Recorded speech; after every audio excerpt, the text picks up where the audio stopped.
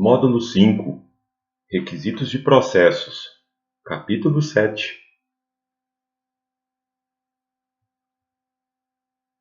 7.1. Métodos e procedimentos de inspeção.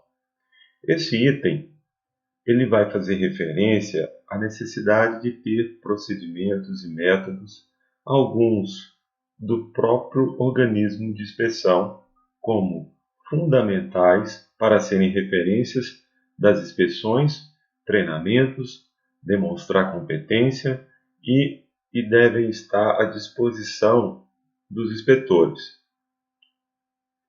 De uma forma geral, se trata de um dos itens mais importantes tidos com a norma, pois retrata exatamente os métodos que o organismo deve utilizar. Vamos aos elementos normativos. 7.1.1. O organismo de inspeção deve usar métodos e procedimentos para inspeção, os quais são definidos nos requisitos com os quais a inspeção deve ser realizada. Quando estes não forem definidos, o organismo de inspeção deve desenvolver métodos e procedimentos específicos a serem utilizados. O organismo de inspeção deve informar o cliente se o método de inspeção proposto pelo cliente for considerado inapropriado. Os requisitos com os quais a inspeção deve ser realizada são normalmente especificados em regulamentos, normas ou especificações, esquemas de inspeção, contratos. Especificações podem incluir requisitos de clientes ou requisitos internos. Então, a norma ela deixa claro nessa nota o que normalmente é usado para o organismo de inspeção ter os seus procedimentos, os seus métodos de inspeção. Lembrando que o procedimento ele deve retratar um método de inspeção. Então, o fato da norma retratar de uma forma parecendo separadamente, eles têm uma aliança, esses dois termos de métodos e procedimentos. Principalmente porque o método ele é algo reconhecido pelo fato de poder ser uma norma de referência, ou uma norma, uma especificação, ou um regulamento. E o procedimento deve espelhar esse método para ser uma referência para o organismo de inspeção. Continuando. 7.1.2. O organismo de inspeção deve possuir instruções documentadas para o planejamento da inspeção, a amostragem, técnicas de inspeção, onde a falta pode colocar em risco a eficácia da inspeção. Então, a norma parece que ela suaviza, ela facilita para o organismo de inspeção, pois ela deixa claro que o organismo pode criar as suas instruções documentadas. Agora, quando o organismo de inspeção tem que usar métodos ou procedimentos de inspeção não padronizados, estes devem ser documentados. Então, é importante entender o que seria esse método de inspeção não padronizado, que são exatamente as instruções documentadas do organismo de inspeção. Só que uma instrução documentada ela pode ser baseada em um método ou um procedimento de inspeção padronizado. Então veja o que fala essa nota. Um método de inspeção padrão é aquele que foi publicado, por exemplo, em normas internacionais, regionais, nacionais, ou por organizações renomadas, ou por cooperação de vários organismos de inspeção, ou em textos ou publicações científicas relevantes. Isso significa que métodos desenvolvidos por qualquer outro meio, incluindo pelo próprio organismo de inspeção ou pelo seu cliente, são considerados métodos não padronizados. Então, essa é uma informação muito importante, essa relação do procedimento padronizado e também daquele não padronizado. Todas as instruções e normas ou procedimentos escritos, planilhas, listas de verificação, dados de referências relevantes para o trabalho do organismo de inspeção devem ser mantidos atualizados e prontamente disponíveis ao pessoal. Então, uma das formas de se manter esses procedimentos atualizados, o organismo ele tem que tomar certos cuidados, definir um procedimento, uma abordagem, um processo, para que ele possa averiguar que essas normas elas estão atualizadas. Lembrando que muitas inspeções elas se baseiam, em grande parte, em métodos padronizados, por uma questão de confiança de mercado. Um método padronizado ele já é reconhecido, a maioria das vezes entendida como uma referência prática e positiva pelos clientes. Então, existem normas, ABNTs, outros métodos internacionais que são utilizados como referências para as inspeções. Então, criar uma metodologia ou contratar um processo ou um acesso a um portal onde possa consultar a aplicabilidade ou atualização das leis é uma prática que deve ser vista pelo organismo de inspeção. 715. O organismo de inspeção deve ter um contrato ou sistema de controle de ordem de serviço. Veja bem, um controle de ordem de serviço. E aí, esse documento ele deve espelhar o que deve ser realizado. E a norma, ela ressalta o que esse documento deve assegurar. O trabalho a ser empreendido, que esteja dentro da sua especialização e a organização tenha recursos adequados para satisfazer os requisitos. Esses recursos podem incluir instalações, equipamentos, normas de referências, procedimentos, métodos ou recursos humanos.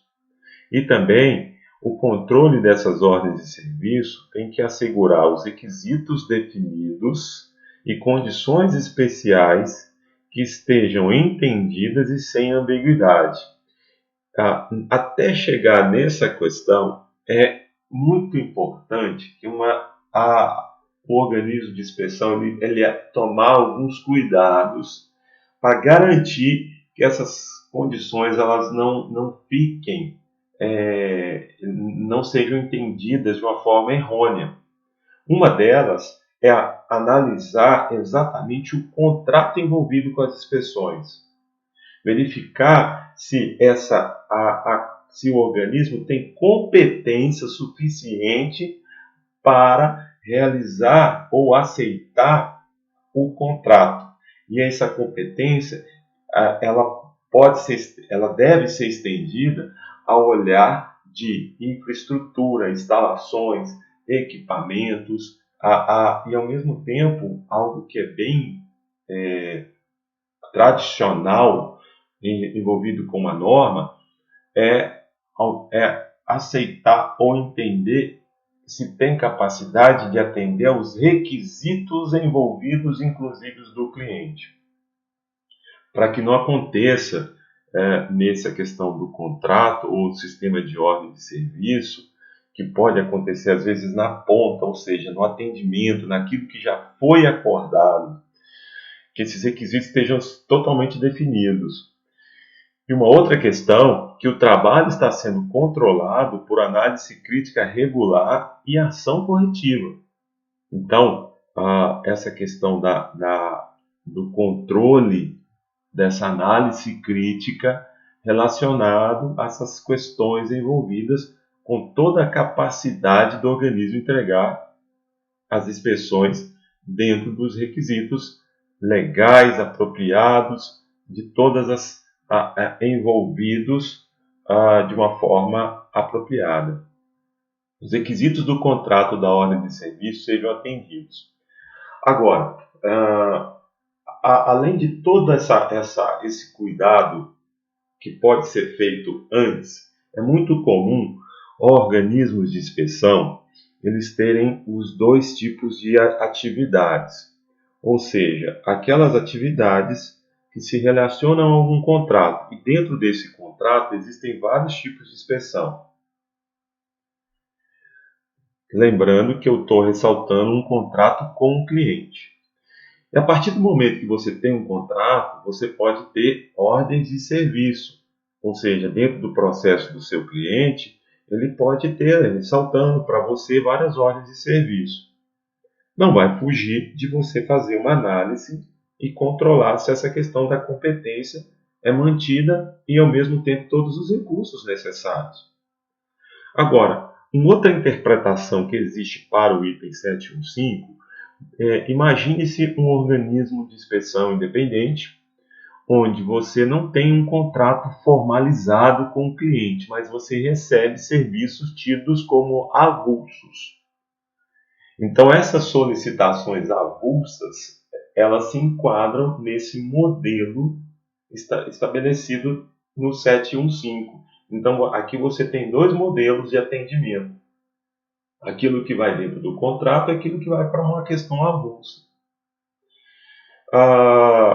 Quando o organismo de inspeção usa informação fornecida por qualquer outra parte, deve verificar a integridade de tal inspeção. Então, essa questão da conferência, essa questão do cuidado, dessa parte da análise crítica, envolvido com a informação do que vem, deve ser analisada também. 717. Observações ou dados obtidos no transcorrer das inspeções devem ser registradas em tempo adequado para prevenir perda de informações relevantes. Cálculos e dados transferidos devem ser submetidos a verificações apropriadas.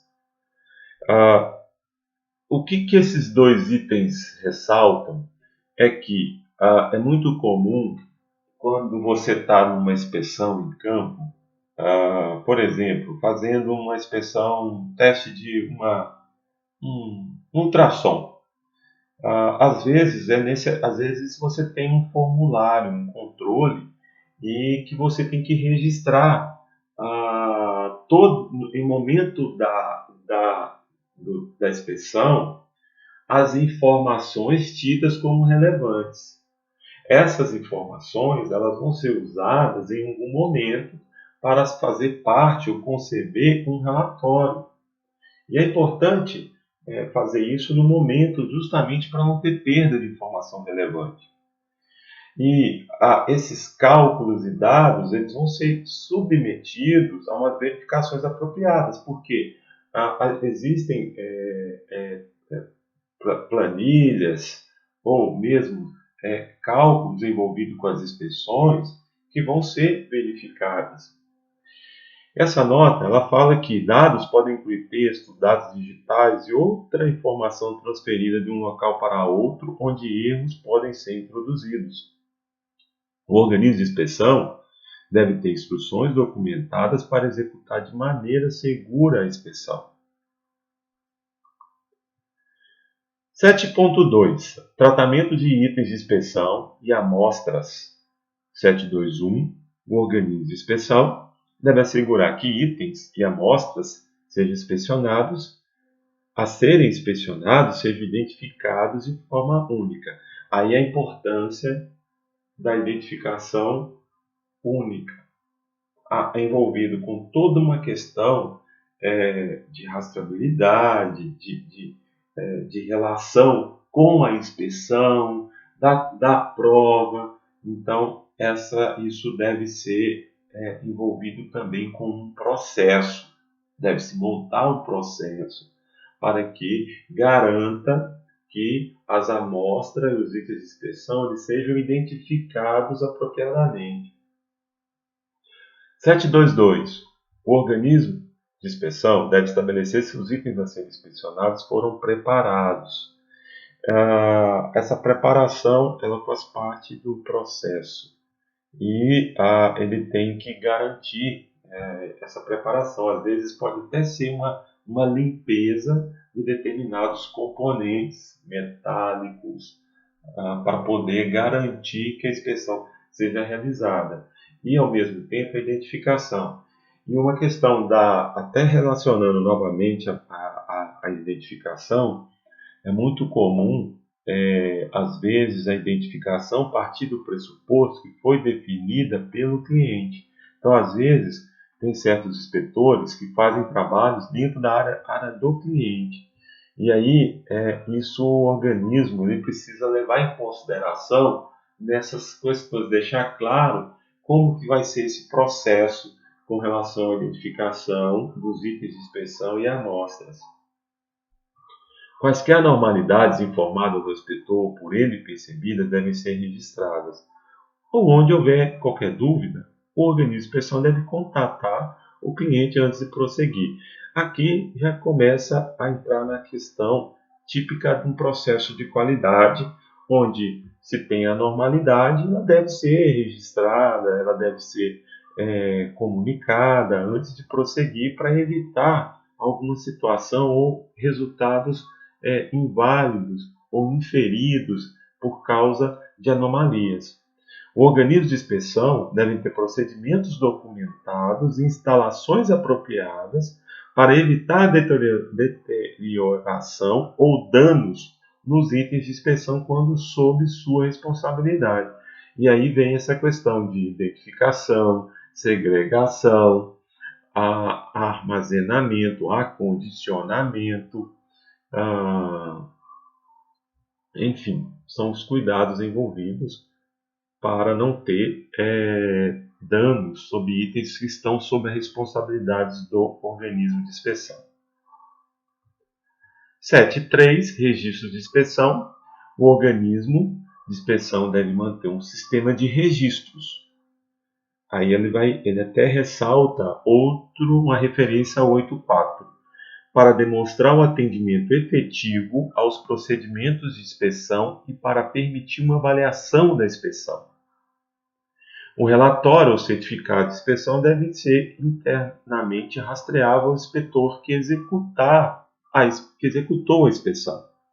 Então, são informação relevante quais foram os inspetores, até mesmo para poder relacionar a competência, um sinônimo de confiança, quem liberou, quem fez a inspeção, qual o treinamento que deve ter para cada inspeção. Existem algumas situações, alguns treinamentos que um inspetor precisa ter. E, ao mesmo tempo, às vezes ele precisa estar acreditado no organismo para poder fazer determinadas inspeções. E a rastreabilidade do inspetor possibilita essa identificação, essa análise. É uma questão, inclusive, até de confiança e credibilidade no processo de inspeção. 7.4. Relatórios de inspeção e certificados de inspeção. O trabalho realizado pelo AI deve ser contemplado por um relatório de inspeção ou certificado de inspeção recuperáveis.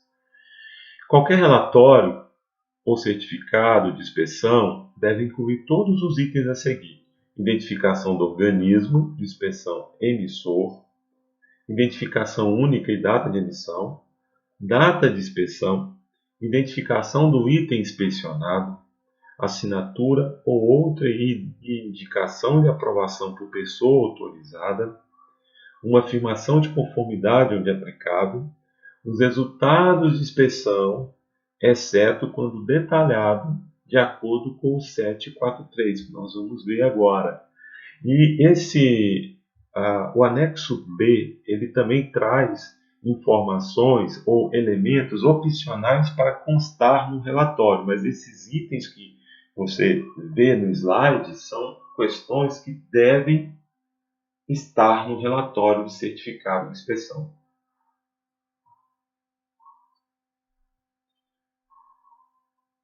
7.4.3. Um organismo de inspeção deve emitir um certificado de inspeção que não inclua os resultados de inspeção somente quando o OAI também puder produzir um relatório de inspeção contendo os resultados da inspeção e o certificado e o relatório devem ser rastreáveis um com o outro. Então, veja bem, no caso dos resultados de inspeção, vou voltar no 742G, quando fala os resultados de inspeção, exceto quando detalhado de acordo com o 743. E aqui ele ressalta, quando o organismo de inspeção puder produzir um relatório contendo os resultados da inspeção, e muitas vezes é uma questão de um acordo, um requisito de cliente, o certificado ele deve ser rastreável um com o outro, tem que fazer referência. Então, é importante o certificado, essa identificação dos certificados que são emitidos pelo OAI. 744. Todas as informações listadas em 742 devem ser registradas de forma precisa e clara. Quando o certificado ou relatório de inspeção contiver resultados fornecidos por subcontratados, esses resultados devem ser claramente identificados. Então, numa relação independente de subcontratação ou não, os resultados o formulário tem que ser fácil de interpretação. Correções ou adições a um certificado ou relatório de inspeção após sua emissão devem ser registrados de acordo com os requisitos relevantes da subseção 74. Um relatório ou certificado corrigido deve identificar o relatório ou certificado substituído. Então, às vezes é muito comum utilizar isso como uma nota, uma errata, alguma situação desse tipo, para fazer um incremento ou uma correção de um relatório. 7.5. Reclamações e apelações. 751. O organismo de inspeção deve ter um procedimento documentado para receber, avaliar e tomar decisões relativas a reclamações e apelações. 752. Uma descrição do processo para lidar com reclamações e apelações deve estar disponível a qualquer parte interessada quando solicitado. Isso é uma questão relevante. Tome cuidado com esse processo de reclamação. Ele é sempre muito solicitado no processo de avaliação. E essa descrição para lidar, ela tem que estar disponível para as partes interessadas. Às vezes no site, às vezes na intranet, mas precisa fazer referência ao processo.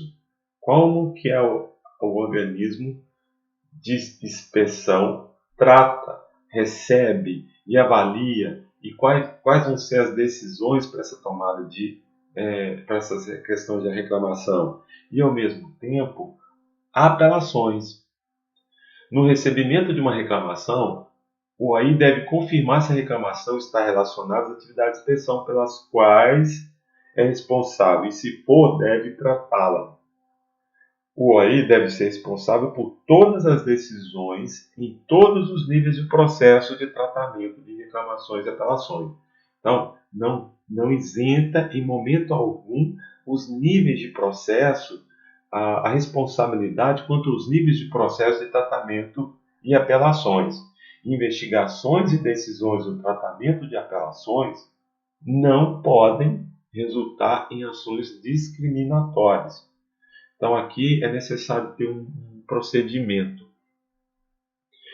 Nos materiais complementares, você vai ter um modelo para ser usado como um procedimento que vem atender o 75 da 17020. Use-o como uma referência, como aprendizado. Mas é um item muito importante para a norma, a questão das reclamações e apelações. Continuando, 7.6 Processo de reclamações e apelações. O procedimento para tratar reclamações e apelações deve incluir pelo menos os seguintes elementos e métodos: uma descrição do processo para recebimento, validação, aqui está no sentido de análise, validar, verificar essa parte de essa reclamação, investigação da reclamação ou apelação e a decisão das ações a serem tomadas em resposta, rastreabilidade e registro de reclamações e apelações, incluindo ações tomadas para a resolução, garantia da realização de todas as ações. O OI, que recebe uma reclamação ou apelação, deve ser responsável por reunir e verificar toda a informação necessária para validar a reclamação ou apelação, ou seja, tornar ela válida ou não. E é importante que nessa parte de investigação possa ser levado a alguns critérios, tipo, essa reclamação ela está correta, ela não é correta, ela condiz, ela não condiz, ela é algo verdadeiro, é algo falso, enfim, tem um critério para uma análise para possibilitar as tratativas adequadas. Às vezes, realmente, a reclamação ela não procede, mas é importante que esse processo ele mantenha informações que possam demonstrar uma investigação. E isso é algo que é bem comum. Um processo de reclamação ele ser tratado como algo simples, do tipo, procede ou não procede? Se procede, faz tal ação. Mas foi investigado? Existem evidências dessa investigação? O que foi levado em consideração no processo de investigação? Que aprofunda, demonstra um cuidado com essa questão da reclamação ou uma questão de apelação, porque às vezes pode ser que alguém não concorde com o resultado, e aí entra no mesmo processo. Sempre que possível, o organismo deve acusar o recebimento da reclamação ou apelação e fornecer ao reclamante ou apelante relatórios de progresso e o resultado final. Isso é uma questão não só de boa prática, mas entendendo que a reclamação ela é fundamental para manter todo o cuidado com as inspeções que o organismo faz. A decisão a ser comunicada ao reclamante ou apelante deve ser tomada e revisada e aprovada por indivíduos que não estejam envolvidos nas atividades de inspeção originais em questão. Isso tem a ver com a questão da imparcialidade. Num processo de inspeção, essa característica ela deve ser tratada com extremo cuidado, pois a imparcialidade, sinônimo ou parente da objetividade, contribui para a credibilidade de um órgão de inspeção. 765.